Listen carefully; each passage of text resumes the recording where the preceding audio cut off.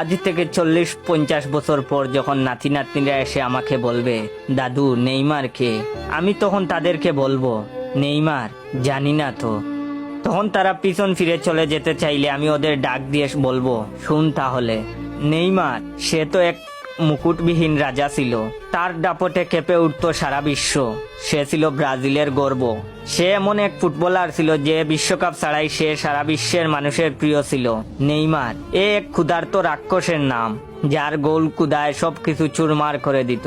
Neymar এমন একটি নাম যা শুনে পিএসজি, বার্সেলোনা, সান্তোস গর্ব করে বলেছিল, আমাদের কপাল ভালো যে আমরা এমন খেলোয়াড়কে আমাদের করে নিতে পেরেছিলাম।